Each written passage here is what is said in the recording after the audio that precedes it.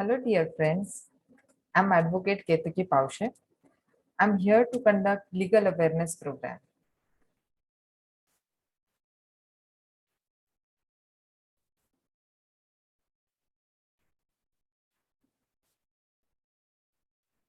Friends, today we are going to discuss a next unit of our program, that is important provisions and regulations in Indian legal system. Now, in very first unit, we already have seen कि legal awareness होना और legal knowledge होना कितना important है, correct?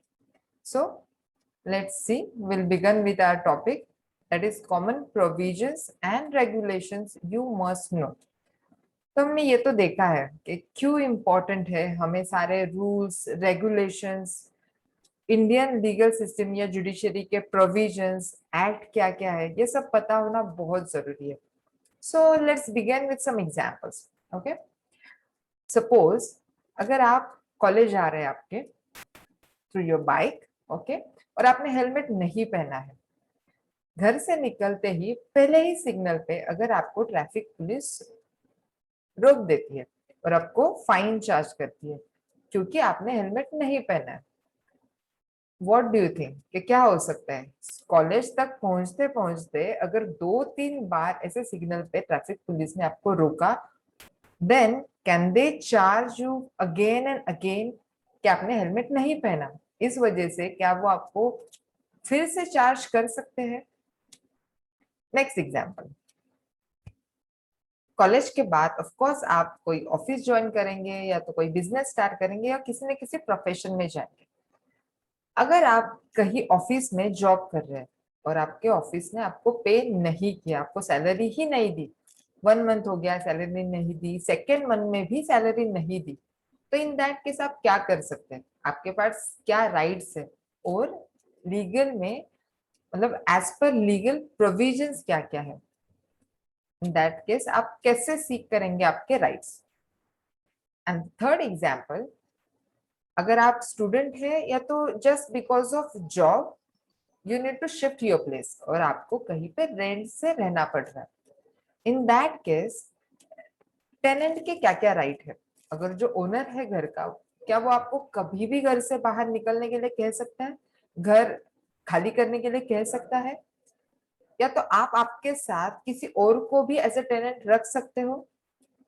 My dear friends, ऐसे कई सारे questions हैं जिनका आंसर अगर आपको पता नहीं है, दैट मीन्स आपको लीगल नॉलेज नहीं है.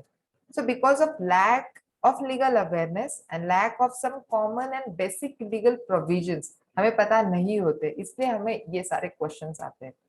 तो let's start with this session और मैं ट्राई करूंगी कि मैं ज्यादा से ज्यादा आपको इन सारे क्वेश्चंस के आंसर दे पाऊं. तो चलो लेट्स स्टार्ट. सबसे पहले motor vehicle act. As this act itself express, okay, इसके नेम, इसका नाम ही बताता है कि ये एक्ट मोटर व्हीकल्स के लिए ही एप्लीकेबल है.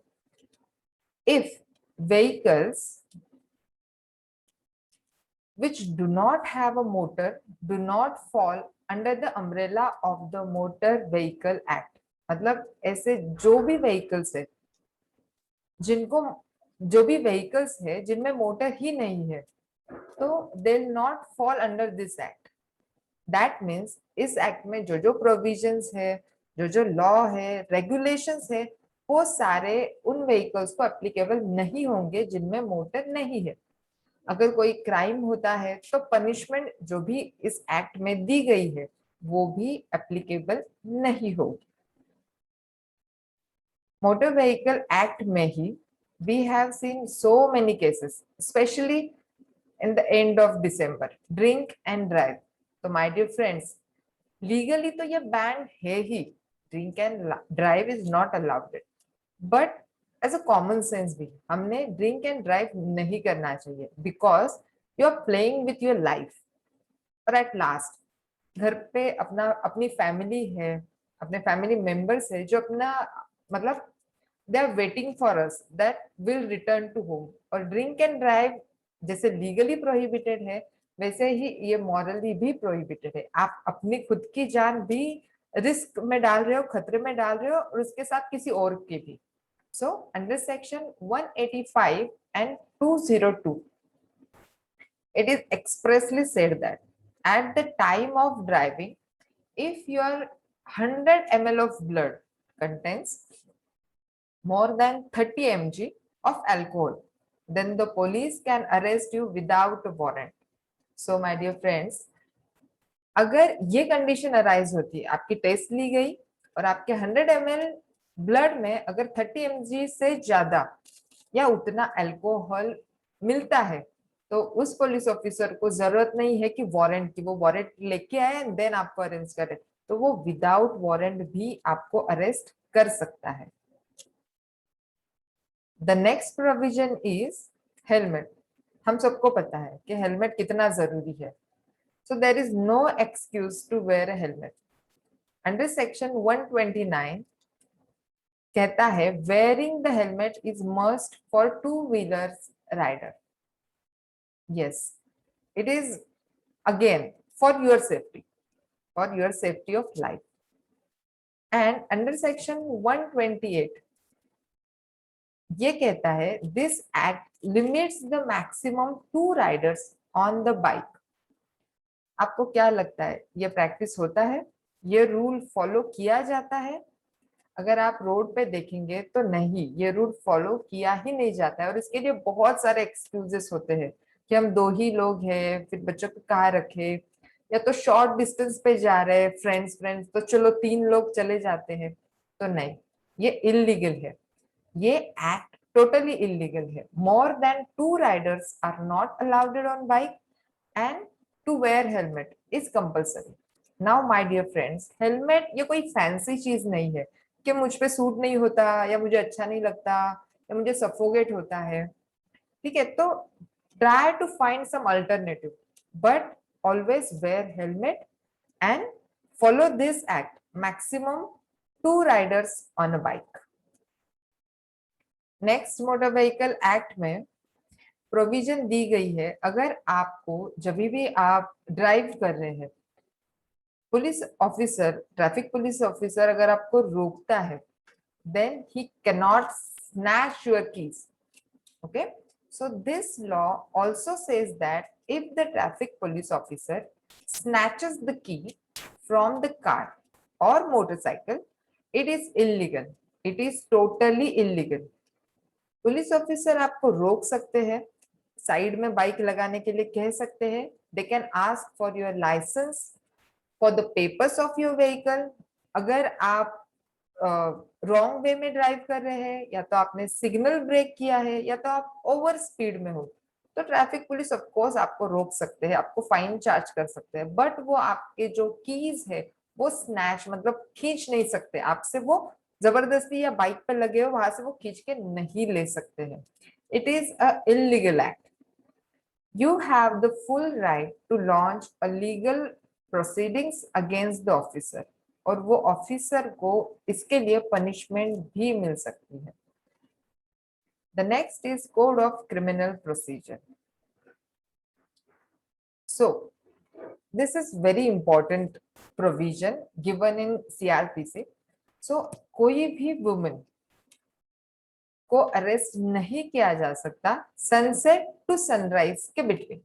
तो हमारे जो लॉ है always they give protections to woman, to child, protect भी करते हैं, मतलब ईच एंड एवरी सिटीजन को प्रोटेक्ट करते हैं, बट स्पेशली वुमेन्स के लिए ये प्रोटेक्शन का एक्ट दिया गया है. So under section 47 no women can not be arrested before 6 AM and after 6 PM. मतलब शाम को 6 बजे के बाद से सुबह 6 बजे तक किसी भी वुमेन को अरेस्ट नहीं किया जा सकता. ठीक है. The next thing, women have the right to deny going to police station after the 6 PM and before the 6 PM 6 AM sorry. तो इट मीन्स अगर अंडर एनी इंक्वायरी हो या कोई क्राइम हो, वुमेन को अगर बुलाते हैं पुलिस स्टेशन पे, तो वो डिनाई कर सकती है, मतलब मना कर सकती है. शाम को 6 बजे के बाद सुबह 6 बजे तक पुलिस स्टेशन जाने के लिए भी वुमन मना कर सकती है और ये अकॉर्डिंगली लॉ है। The next provision in Indian penal code, अगर आपको किसी चीज की कंप्लेंट देनी है, ठीक है, ये हमने पहले भी डिस्कस किया है, but again it is given under section 166A, a police officer can't refuse to lodge an FIR if he or she does so. They could be jailed for up to 6 months to 2 years. इसका मतलब क्या है, अगर आपको कोई complaint file करनी है, complaint launch करनी है या FIR फाइल करनी है, FIR का फुल फॉर्म क्या है, फर्स्ट इंफॉर्मेशन रिपोर्ट। आपके साथ कोई गलत हरकत हुई है या कोई क्राइम हुआ है और इसकी कंप्लेंट आपको देनी है, तो पुलिस ऑफिसर आपको FIR लॉन्च करने से बिल्कुल भी मना नहीं कर सकता, या आपकी कंप्लेंट लेने से कोई भी पुलिस ऑफिसर मना नहीं कर सकता। और अगर वो ऐसा करते हैं, वो डिनाई करते हैं आपकी कंप्लेंट लेने से, फाइल करने से, तो आप अगेंस्ट देम, कोई पुलिस ऑफिसर के अगेंस्ट आप लीगल एक्शन ले सकते हैं। एंड इन दैट केस वो जो भी ऑफिसर है, respective officer, can be jail. Okay, उनको पनिशमेंट हो सकती है 6 मंथ से लेकर 2 years तक, या तो फाइन भी हो सकता है।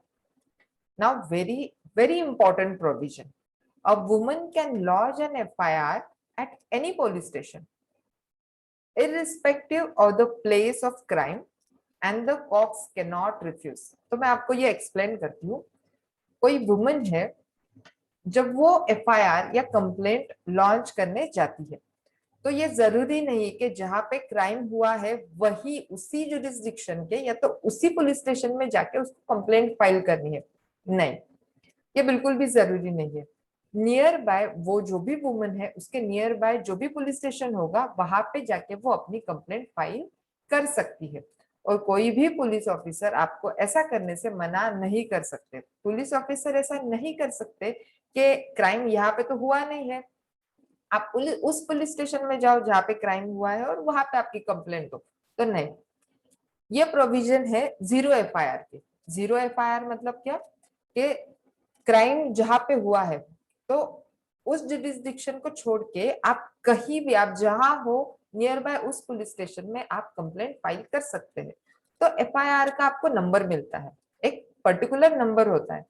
And under this zero FIR आपको नंबर नहीं मिलता, वो FIR ट्रांसफर होती है जहां पे जो जुरिस्डिक्शन का पुलिस स्टेशन है वहां पे। हम बोले थोड़ा वैसे नहीं। तो जीरो FIR में आप जहां हो वहां पे कंप्लेंट दे सकते हो, फिर वो आपकी कंप्लेंट ट्रांसफर होगी to the respective police station. Okay, but you don't hesitate to complaint for any crime, और आप डोंट वेट कि मैं उस पुलिस स्टेशन में जाऊंगी जहां पे कंप्लेंट, जहां पे क्राइम हुआ है और देन वहां पे कंप्लेंट दूंगी। No, not necessary. No arrested person, now we'll discuss next provision. No arrested person can be detained beyond 24 hours. What that means, अगर किसी भी पर्सन को अंडर एनी क्राइम पुलिस आपको अरेस्ट करती है, तो वो आपको पुलिस स्टेशन में मोर देन 24 आवर्स डिटेन नहीं कर सकते, and has to be brought in front of the जज और magistrate within that time. मतलब अगर पुलिस ऑफिसर आपको अरेस्ट करते हैं किसी भी क्राइम में, तो it is mandatory, it is bounding on that police officer कि वो आपको विद इन 24 आवर्स जज के सामने प्रेजेंट करे। और जो भी फिर लीगल प्रोसीडिंग है बेल के लिए या जो भी पर्टिकुलर उस अकॉर्डिंग टू दैट मैटर जो प्रोसीडिंग रहेगी वो स्टार्ट होगी। बट अरेस्ट करने के बाद आपको मोर देन और बियॉन्ड 24 आवर्स डिटेन नहीं किया जा सकता। Again next is code of criminal procedure. Only women police constable can arrest a woman. ठीक है, ये हमने पहले देखा है कि वुमन को शाम को 6 बजे से लेकर सुबह 6 बजे तक अरेस्ट नहीं कर सकते। और फिर जब भी अरेस्ट करना है, only woman officer, woman Police officer or constable can arrest a woman. Man constable doesn't have the right to arrest the woman. ये बिल्कुल भी पॉसिबल नहीं है कि मेल ऑफिसर आया है वो वुमन को अरेस्ट करके लेके जाएगा, नहीं. But some conditions are there. In the case of a serious crime, कोई बहुत ही सीरियस क्राइम है और उसका सीरियसनेस बहुत हाई है, तो कि जिसमें इमीडिएट एक्शन लेना बहुत इंपॉर्टेंट है, तो in that case, in the case of a serious crime, only after receipt of a written order from a magistrate, a male policeman can arrest a woman. मतलब अगर उस पुलिस ऑफिसर के पास magistrate के written orders है कि आप इस woman को अरेस्ट कर सकते हैं, तभी policeman can arrest a woman. Otherwise, no. Otherwise, a lady constable is required. And one more important thing, that a male police cannot search for a female. यहाँ भी एक फीमेल को सर्च करने के लिए या तो चेक करने के लिए it is compulsory a woman constable should be there, must be there. आपने देखा होगा अगर हम कहीं मॉल जाते हैं या रेलवे स्टेशन जाते हैं तो वाइल एंट्रेंस चेकिंग होती है, तो वुमेन्स के लिए सेपरेट चेकिंग होती है एंड वुमेन्स के चेकिंग के लिए वुमन ऑफिसर या वुमन जो भी वहां पे प्रोविजन है, तो वहां पे एक फीमेल ऑफिसर ही होती है. Next, Indian penal code. आपने हालांकि जब लॉकडाउन था बहुत सारे न्यूज सुने होंगे कि इसने सुसाइड किया, उसने सुसाइड किया, किसी पर्सन ने सुसाइड कमिट किया. तो what do you think, constitution ने तो हमें राइट दिया है, राइट टू लाइफ. हमारे लाइफ का हमारे पास राइट है कि हम कैसे जिएंगे हमारी लाइफ, किस वे में, कैसा फ्रीडम चाहिए, कहाँ रहेंगे, कहाँ जाएंगे, तो everything, everything, right to life we have, this is our fundamental right. But my dear friends, what do you think, अगर हमें राइट टू लाइफ ये फंडामेंटल राइट है, तो क्या उसके साथ राइट टू डाई ये राइट भी हमारे पास है? तो no, we don't have such right. अगर हमारे पास राइट टू लाइफ है डजंट मीन हमारे पास राइट टू डाई भी है. So suicide fall in that section only. तो आईपीसी का सेक्शन 309 कहता है, whoever attempts to commit suicide and does any act towards the commission of such offense. Of course, now suicide ban है, in the I of law हम suicide नहीं कर सकते, और अगर कोई सुसाइड कमिट करता है या ट्राई करता है या टूवर्ड्स सुसाइड कोई एक्शन करता है तो ये एक ऑफेंस है. Then that person shall be punished with simple imprisonment for a term which may extend to 1 year. अगर कोई सुसाइड कमिट करता है और उसमें फेल हो जाता है तो ये साबित होगा कि सुसाइड करने वाले ने एक ऑफेंस किया है, एक क्राइम किया है, और उसको जेल हो सकती है 1 साल के लिए, और विथ फाइन और विद बोथ. मतलब उसको पनिशमेंट हो सकती है, या तो जेल हो सकती है 1 साल की, या तो फाइन हो सकता है, या तो दोनों भी हो सकते हैं. Okay, so we have right to life but we don't have right to die. Now again section 294 IPC का कहता है, if you are found involve in obscene activity in a public place, you can be imprisoned for 3 months. Now, first of all, what mean by obscene activity? अगर आप किसी भी public place में जाते हैं, जैसे कि गार्डन या तो थिएटर्स है या मंदिर है, कहीं भी पब्लिक प्रॉपर्टी या रोड पे, बस स्टॉप पे, तो कहीं कहीं पे आपने देखा होगा अश्लील हरकतें बैन है, यहाँ पे अश्लील हरकतें नहीं की जा सकती. तो ऑब्सेंस का मीनिंग है कोई भी अश्लील activity. So we can express it like के मॉरली ऑफेंसिव, ठीक है, in a sexual way, that is obscene activity. और अगर आप किसी भी पब्लिक प्लेस पे ऐसे कोई भी ऑब्सेंस एक्टिविटी करते हुए पाए जाते हैं तो ये तो क्राइम है ही, ये एक ऑफेंस है, और इसके लिए आपको 3 महीने तक की जेल भी हो सकती है. Next is Indian Sarais Act. So first of all, what mean by Sarai? It means any building used for the shelter and accommodation of travelers. जैसे कि hotels हैं, 5-star hotel, 3-star hotel. तो my dear friends, कोई भी hotel, even any 5-star hotel also cannot prohibit you from drinking potable water and using its washroom. तो ये अपने basic rights में से ही है कि ड्रिंकिंग वाटर कोई भी होटल आपको मना नहीं कर सकता, या तो वॉशरूम यूज करने से भी आपको मना नहीं कर सकते हैं. Next is police act. We always say police is our friend. Okay, हमने बहुत सारे कैंपेन भी देखे होंगे कि पुलिस मित्र, या तो स्कूल कॉलेजेस के स्टूडेंट्स भी जाते हैं as a campaign for at the time of voting, और जब भी रिक्वायरमेंट है एज अ पुलिस मित्र. तो पुलिस की बहुत अहम भूमिका है अपने सोसाइटी में.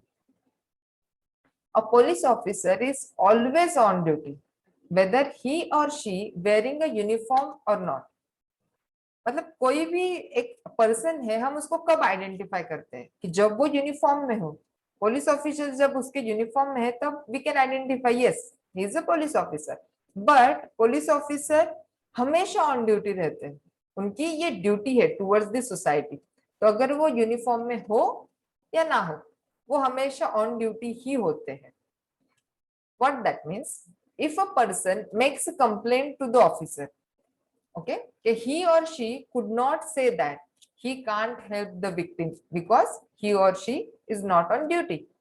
अगर उनके कुछ ड्यूटी आवर्स फिक्स है बट ड्यूटी आवर्स में नहीं है कोई ऑफिसर मान लीजिए, और उनके पास कोई भी पर्सन आता है, ही नीड्स हेल्प, अगर उसके साथ कुछ क्राइम हुआ है और वो पुलिस ऑफिसर के पास आता है, तो पुलिस ऑफिसर ऐसा नहीं कह सकता कि I am not on duty, I am not on my uniform और मैं आपको हेल्प नहीं कर सकता. नहीं, वो हमेशा प्रॉम्प्ट होंगे आपको हेल्प करने के लिए, या आपकी हेल्प करने के लिए आपको whatever is needed to do.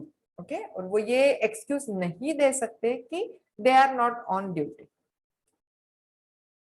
The next is Domestic Violence Act. Nowadays we saw that young generation के विदाउट मैरिंग, शादी के बिना वो एक साथ रहते हैं. तो क्या ये अलाउड है, ये इलीगल एक्टिविटी है या लीगल है?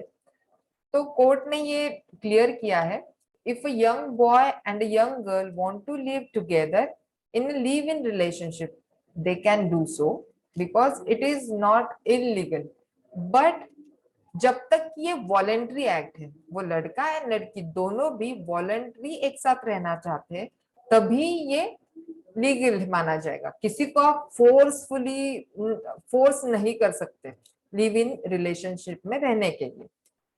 एंड आफ्टर दैट कोई पर्टिकुलर अभी तक लॉ नहीं है, but even the new born from this relationship, इसमें फेथ होना चाहिए, लव होना चाहिए, ट्रस्ट होना चाहिए. बस शादी नहीं कर रहे but is same like that only. और अगर इस रिलेशनशिप से even the newborn from this relationship is also a legal son or a daughter, and this newborn have full right in the assets of his or her father. जैसे शादी के बाद बच्चे के सारे राइट्स होते हैं अपने फादर के प्रॉपर्टी पे या जो भी असेट्स है, वैसे ही यहाँ भी जो भी बच्चा होगा, न्यूबॉर्न होगा, उसके सारे राइट्स उसको मिलेंगे. Next is Maternity Benefits Act. No company can fire a pregnant woman.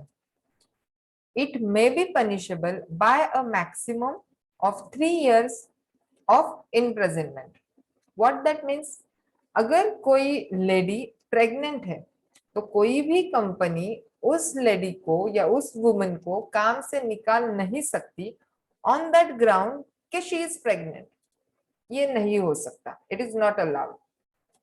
अगर उसका काम सब ठीक है, वो अच्छे से काम कर रही है, एवरीथिंग इज डन, वो प्रॉम्प्ट है, तो बस कि वो प्रेग्नेंट है इस बेसिस पे कोई भी कंपनी आपको काम से निकाल नहीं सकती, आपको फायर नहीं कर सकती। और इफ द कंपनी, अगर वो गवर्नमेंट हो या प्राइवेट हो, has more than 10 employees, then the pregnant woman employee is eligible to get 84 days paid maternity leave. अगर more than 10 employees है उस ऑफिस में, उस कंपनी में, तो वो लेडी को 84 डेज पेड मैटरनिटी लीव देना कंपलसरी है उस कंपनी के लिए। The next is very, very important and very sensitive topic. बहुत सारे लोगों को ये पता ही नहीं होता। There are very few people who know that if their gas cylinder जो भी हम घर में for cooking we use gas cylinder, okay? तो वो gas cylinder during we are preparing food, okay? If their gas cylinder blast during the cooking of food, then the gas agency is liable to pay 50 lakh rupees to the victim as a compensation. अगर आप काम कर रहे हो आपके gas पे, ये working है और सडनली कुछ प्रॉब्लम हो जाता है और वो ब्लास्ट हो जाता है, तो वो जो गैस एजेंसी है वो लायबल है टू पे the compensation is around 50 lakh rupees. तो इसके लिए करना क्या है, तो आपको एक कंप्लेंट लॉन्च करनी है। To claim this compensation, consumer need to launch an FIR to the nearest police station and submit it to the concerned gas agency. अगर ऐसा होता है आपके घर में सिलेंडर ब्लास्ट हो जाता है, तो आपको नियर बाय पुलिस स्टेशन में कंप्लेंट लॉन्च करनी है। एंड सेकेंड थिंग, जो भी गैस एजेंसी है उनके वेबसाइट पे भी आपको कंप्लेंट लॉन्च करनी है, और जो कंप्लेंट है उसकी एक कॉपी गैस एजेंसी को देनी है। Now my dear friends, income tax act, आप एजुकेशन के बाद आगे जाएंगे, आपका करियर स्टार्ट करेंगे, तो एट दैट टाइम अगर आपने कोई भी वायलेशन किया regarding the tax, in the case of tax violation, the tax collection officer has the power to arrest you.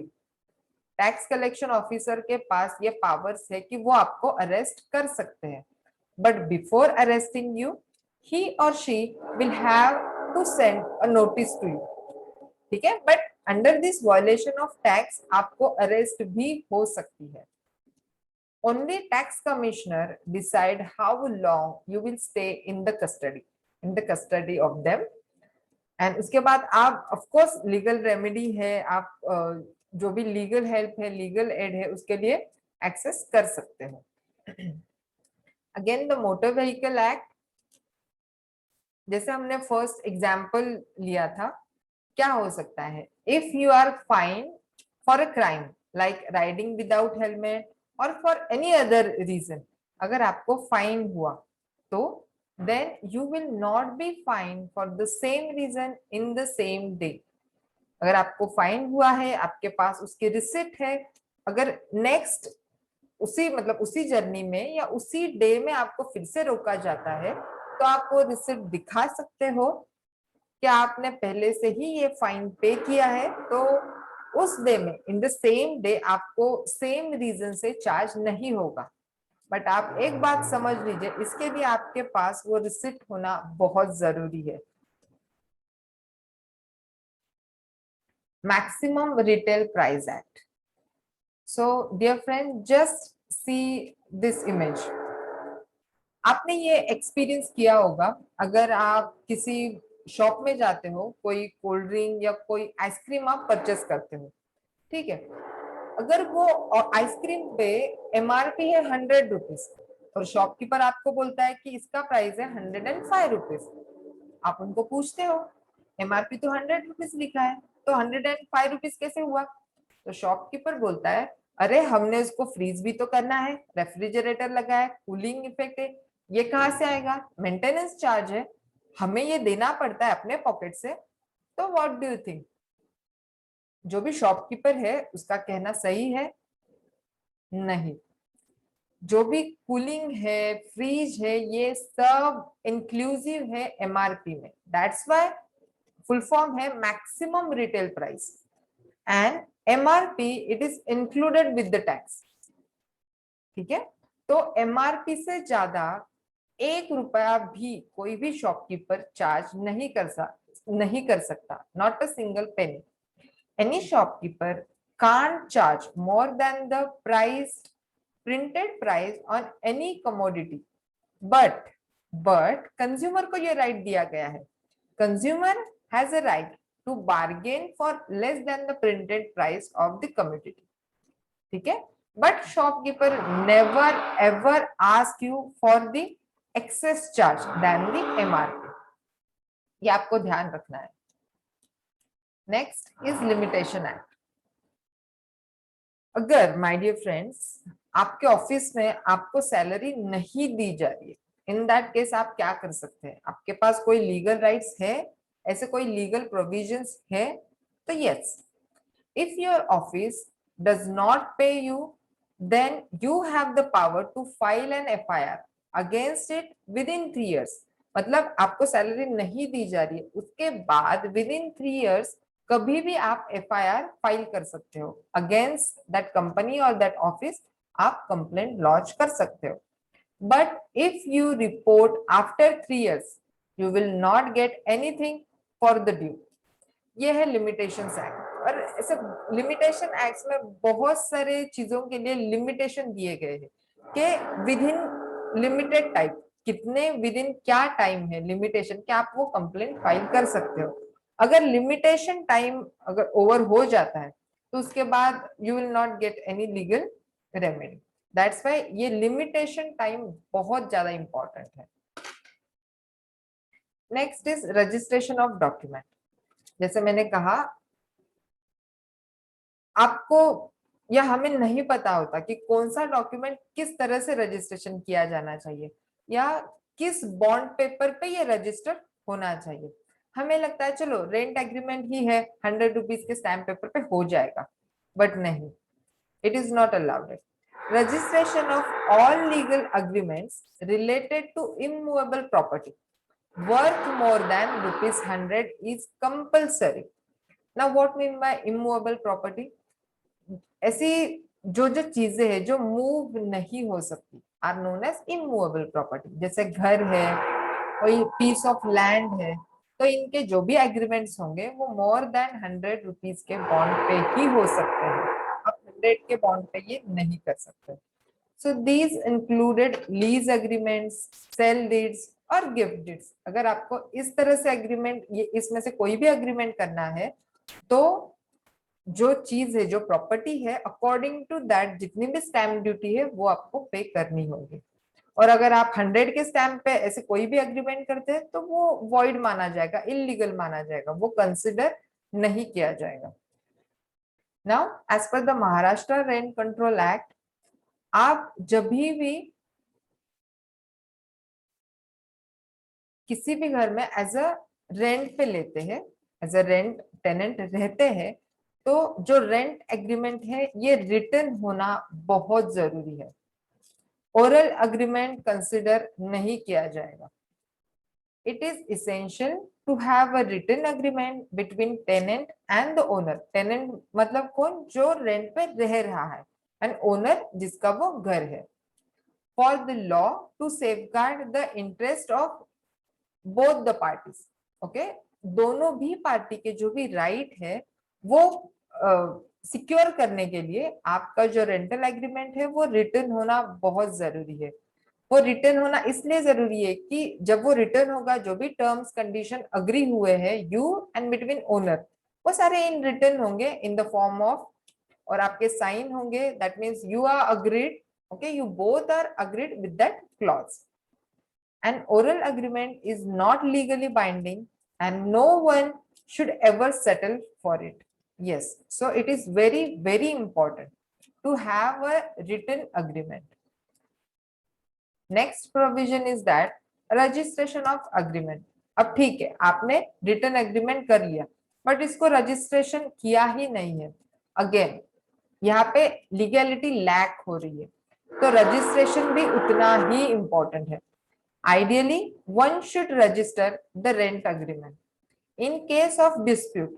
देखो, अगर आगे चल के हम ये सब लीगैलिटी क्यों करते हैं, आगे चलकर अगर अगर कुछ भी प्रॉब्लम होता है तो हम सेफ रहे, हमारे राइट्स प्रोटेक्ट हो। इसलिए हम सब जो भी लीगैलिटी रहती है, जो भी होती है, हम उसको फुलफिल करने के लिए ट्राई करते हैं। सो आपका रेंट एग्रीमेंट है, आपने वो रिटन है, गुड थिंग, लेकिन with that registration also must.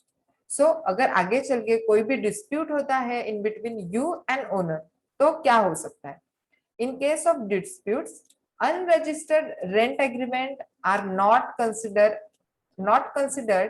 as primary evidence, but the court not considered as a primary evidence by the court, and you may have to provide other supporting documents to prove your stand. जब rent agreement इतना powerful evidence है but बस वो registered नहीं है, आपको कुछ other evidence ढूंढना होगा, you need to search for that. So it's better if you are if you are having a rental place, make a rent agreement which should be written as well as registered. Maharashtra Prohibition of Ragging Act. Now, the very important thing, ragging. बहुत बार देखा है हमने, बहुत सारी movies में भी देखा है, जैसे कि मुन्ना भाई एमबीबीएस और 3 इडियट, जिसमें सीनियर रैगिंग करते हैं जूनियर्स की. So my dear friends, it is prohibited by law. अगर ऐसा कोई भी रैगिंग कमिट करता है या ऐसे एक्शन करते हुए पाया जाता है, so it is against law and you are doing an offence. So ragging means what, क्या इंक्लूड होता है, that will see. Now the government of Maharashtra enacted this act, okay, for prohibition of ragging. जो भी ragging practices होते हैं, student just for enjoyment ragging करते हैं juniors की, but उनको नहीं पता है कि जो न्यू कमर्स है वो ऑलरेडी सहमे हुए हैं, कॉलेज में न्यू आए हैं, कुछ पता नहीं है, और उसमें अगर उनकी रैगिंग होती है तो ये बहुत ही डीप अफेक्ट हो सकता है उनके माइंड पे, उनके साइकोलॉजी पे, और ये एक पूरी लाइफ, उस स्टूडेंट की लाइफ अफेक्ट कर सकता है. So it is very serious issue. Now what mean by ragging, which it defines as display और डिसऑर्डरली कंडक्ट. ऐसा कोई भी कंडक्ट जो कि डिसऑर्डर है. Now doing of any act which causes or likely to cause physical or psychological harm. Now not necessary कि आप ragging से कुछ फिजिकल हार्म कर रहे हैं, नहीं. अगर साइकोलॉजिकल, अगर मानसिक रूप से भी हार्म हो रहा है तो इट इज ऑफेंसिव. रेज अप्रेंसिएशन, अगर अप्रेंसिएशन रेज होती है या तो फियर और शेम और embarrassment to a student in any educational institution. आप जो कंडक्ट कर रहे हैं, अगर उससे सामने वाला जो स्टूडेंट है उसको फियर, डर लग रहा है, उसको शर्म आ रही है, तो एम्बैरेसमेंट फील हो रहा है, it is not allowed. Again ragging includes teasing, abusing, threatening और प्लेइंग प्रैक्टिकल जोक्स और causing hurt to such student. अगर स्टूडेंट के साथ इस तरह से आप बिहेव कर रहे हैं तो ये अंडर रैगिंग माना जाएगा. Asking a student to do any act और to perform something which such student will not in any ordinary course willing to. उसको ऐसी चीज करवाना, उससे करवाना कि जो वो नहीं चाहता, वो ऐसी चीज करना चाहता ही नहीं है. ऐसे बहुत सारे मूवीज में हमने देखा है, ये रैगिंग का टॉपिक अपहेल्ड किया हुआ है. तो no one should do ragging to newcomers और टू स्टूडेंट्स और जूनियर्स, क्योंकि ये ऑफेंस है और इसके अगेंस्ट एक्शन ली जाएगी, आपको पनिशमेंट भी हो सकती है. And next, anti conversion law. हमारा देश पॉपुलर है for the several religions in it. हमारा कॉन्स्टिट्यूशन हर एक रिलीजन्स को प्रोटेक्शन देता है और हमारा फंडामेंटल राइट है फ्रीडम टू रिलीजन. हम जिस रिलीजन के हैं हम उस रिलीजन को फ्रीली प्रैक्टिस कर सकते हैं. कोई भी बाउंडेशन नहीं है। तो what mean by this anti conversion law? Constitution में ही हमें फ्रीडम दिया गया है कि हम जो चाहे उस रिलीजन को एक्सेप्ट कर सकते हैं और उसकी प्रैक्टिस कर सकते हैं। Now the freedom of religion acts और anti conversion laws are state level statutes. Now ये जो लॉ है ये सेंट्रल लेवल पे नहीं है, अभी भी ये स्टेट लेवल पे है। तो it is according to that state, अगर उसको एंटी कन्वर्जन लॉ एनेक्ट करना है अपने स्टेट में तो वो कर सकता है, नहीं करना है तो नहीं कर सकता है। Now the enacted to regulate religious conversion. अगर हमारे कॉन्स्टिट्यूशन में ऑलरेडी हमें राइट मिला है, right to freedom of religion, then why it is necessary again for this anti conversion law? तो एंटी कन्वर्जन लॉ रेगुलेट करता है रिलीजियस कन्वर्जन को। कोई भी मुंह उठा के रिलीजन कन्वर्ट नहीं कर सकता, उसके लिए सफिशिएंट ग्राउंड्स होने चाहिए। या तो if are not purely voluntary, अगर किसी को वॉलंटरी वो रिलीजन चेंज नहीं कर रहा तो एंटी कन्वर्जन लॉ उसको प्रोहिबिट करता है। That means in simple language, जिसको रिलीजन कन्वर्ट करना है उसकी वो फ्री विल होनी चाहिए, वॉलंटरी होना चाहिए, अपने इच्छा से वो वॉलंटरी रिलीजन चेंज कर रहा है, कन्वर्ट कर रहा है। अगर कोई फोर्स कर रहा है, आपको थ्रेटन कर रहा है कि इसके लिए आपको कन्वर्जन करना है, तो इट इज नॉट अलाउड। या तो बहुत सारे ऐसे केसेस हुए हैं, जैसे हिंदू में ओनली एक मैरिज अलाउड है, और अगर किसी पर्सन को एक से ज्यादा शादी करनी है, मैरिज करने है, तो मुस्लिम में अलाउड है।